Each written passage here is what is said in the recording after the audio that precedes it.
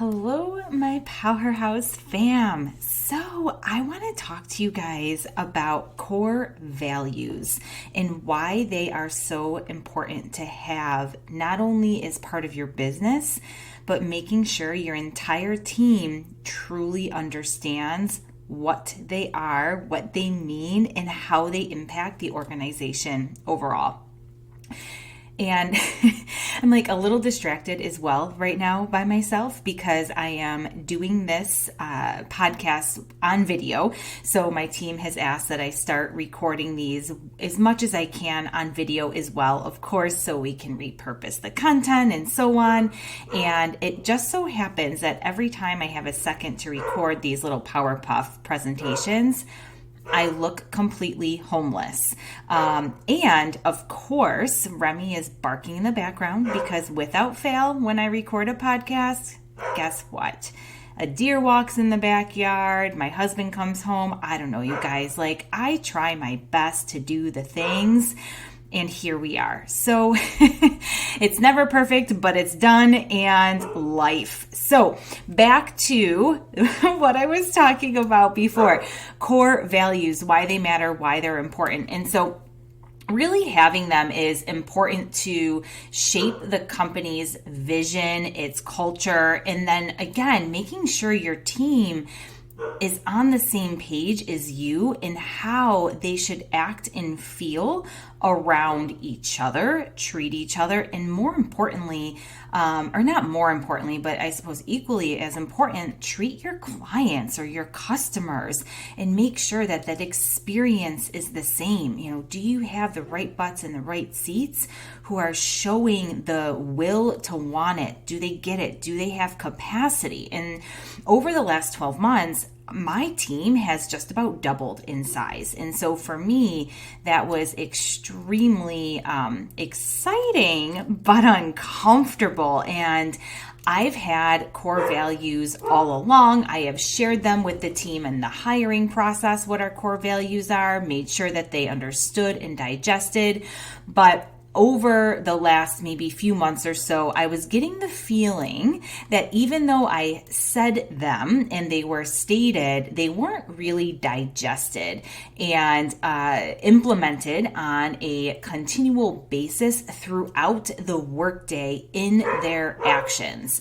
And, sometimes they were, sometimes they weren't, but I always ask myself, like when I'm seeing something that I don't love, this is my fault. How can I solve it?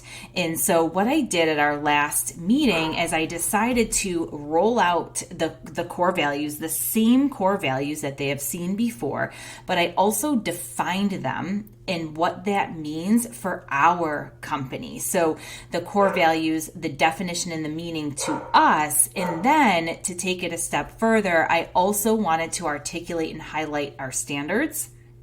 And then every week now, I am having everybody evaluate each other anonymously and ask, has every individual been acting within our core values? Have you seen that? Are they following our standards? Because I can't have eyes on everybody all the time and micromanaging, and everyone is interacting with each other, and I want to make sure it's being done within our core values and people are showing up. And so I also thought that would add a really nice layer of personal accountability if they know the team is watching. How can we go high? How can we always operate on a level of excellence and gratitude and continue to work on that, level it up and build from that platform? And so I'm having them do a weekly assessment. Again, it's anonymous, so that way it's answered honestly. And all it is a plus, a minus, or a plus minus if it's neutral next to the person's name if they're following those core values that week.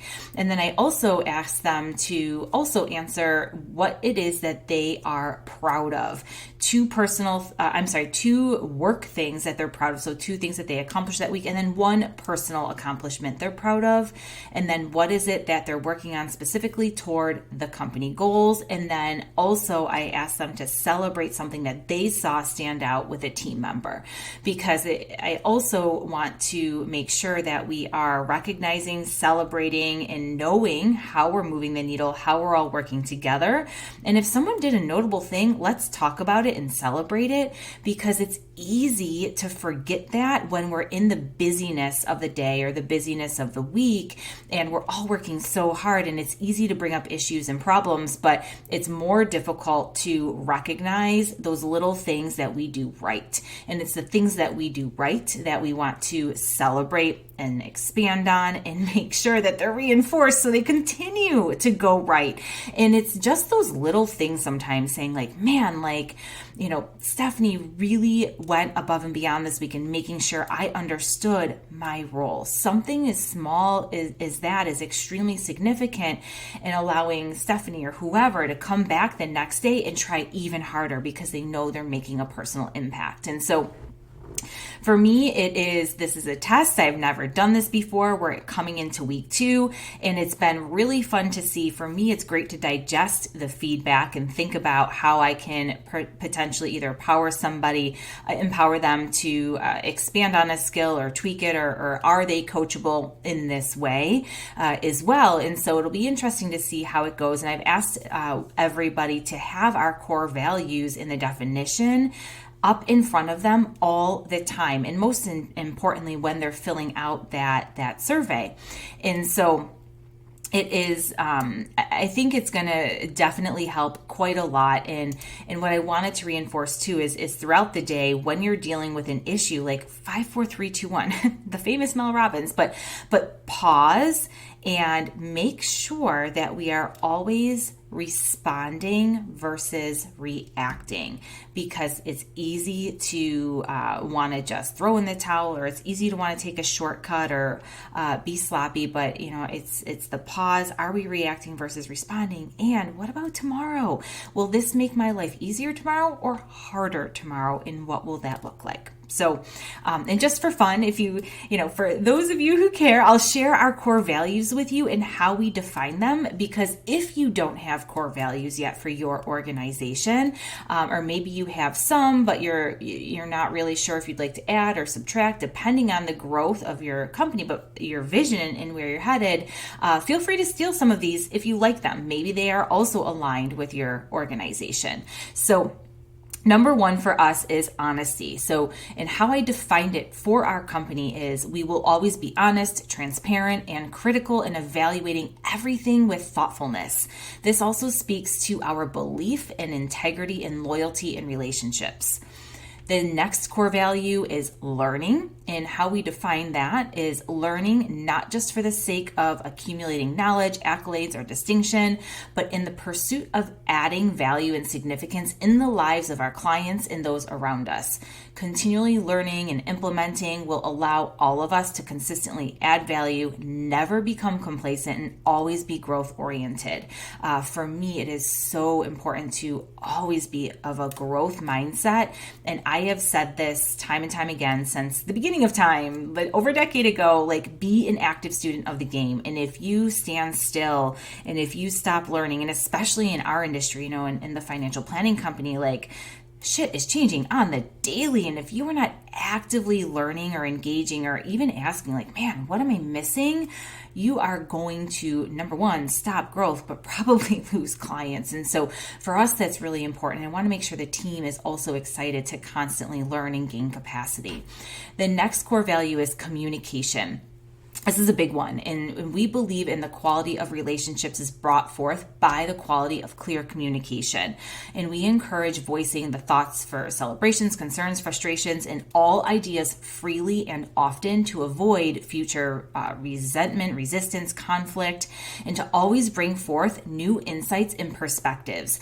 I want everyone on the team to always feel, number 1, that they're included and we're in an inclusive, non-judgmental environment, but they are are empowered to bring forth their ideas. What are we doing that could be doing, blah, blah, blah, blah. Words are hard. What are we doing that we could be doing better? What don't I see or what didn't we see? And those systems should always be getting better or more efficient, if you will. So that is really important. And just new ideas in general, as we grow, like there's always something fun that we can tweak or change or something different that we can offer to clients as a value add, and we will communicate even when it feels difficult or uncomfortable. That is also important. There's many people who hate confrontation or who hate taking the time out to have an uncomfortable conversation, but if we don't, it snowballs. And so that is really important that we rip off the Band-Aid, we have the uncomfortable conversation, we talk about it, we solve it, we move on, we hug, all is good. The next is humility. So having the mindset not to claim ownership or absolute knowledge in things, and being open-minded and staying humble and knowing there's always more to know, but also, and importantly, different perspectives for different people, beliefs. And this is also the belief that we will always have lessons to learn, and we're never done or all-knowing. And so we will admit when we are wrong and take ownership of those problems and work to fix them or work to solve them. The next core value is grit. So always having passion and perseverance towards a goal, and we strive to always achieve something despite of the difficulty or discouragement with passion and vigor. Grit and digging in is in part probably how I built this company, in just knowing that with 1000% certainty that I was going to make it work and succeed, because I was completely obsessed with the concept and the idea of what was being built and how we were helping and who we were impacting. And with the team, I want them to know, like, yep, it is not going to be rainbows and unicorns, and there are going to be hard days, and to have that grit and know that you are worth the effort. We are all tough. We can all do hard things, and we can dig in, because time and time again, and Angela Duckworth wrote a whole book on this too, is that grit is what shows perseverance and success, not the smartest person in the room. It's the grittiest person in the room. We have the resources to figure it out, but sometimes we have to dig in.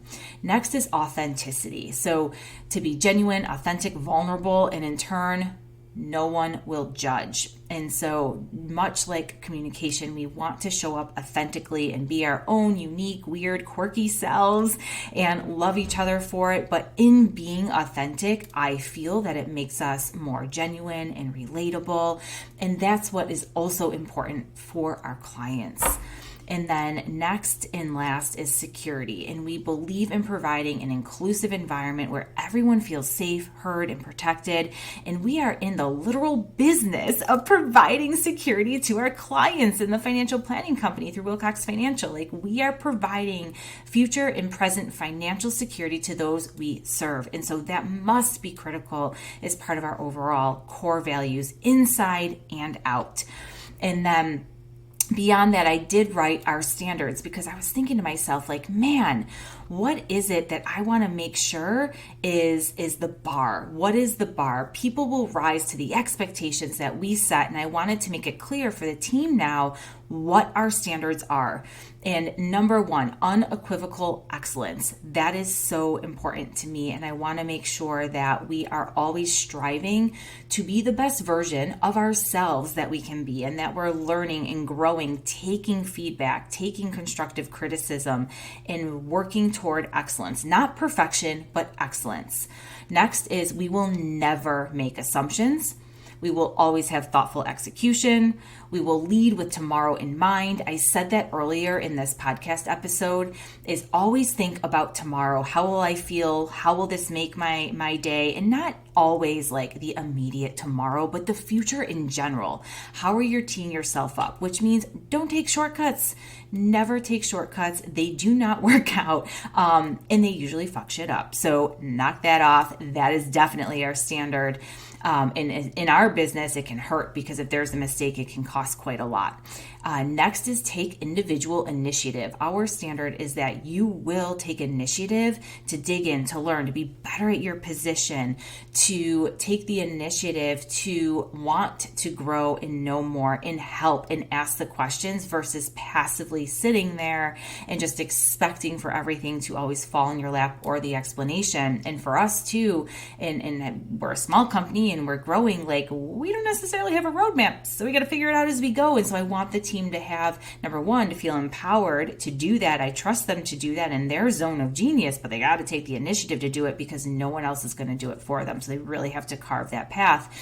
In some ways, we give guardrails, but take initiative is important, and that's where brilliant things are born. I hire people smarter than me for a reason.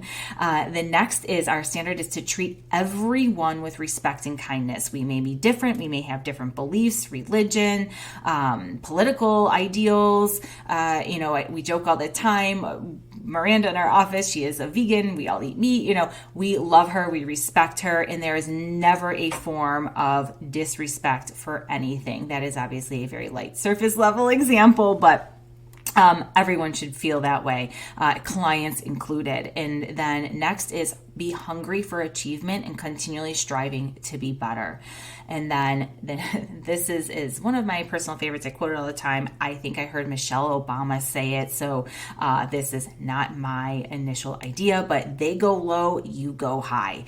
And that is a standard because it is so easy when somebody calls, and we have a lot of clients that we've inherited from other advisors who we haven't met yet, or they're frustrated or angry because they've had a poor experience in the past. They don't even know what the problem is, and they'll call and start yelling at us before we can even figure out how to solve it. And we have to go high.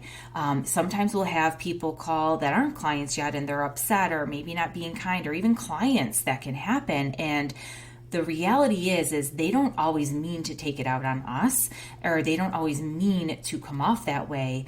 But most of the time, there's something else going on in their life causing that treatment. It's almost like hurt people.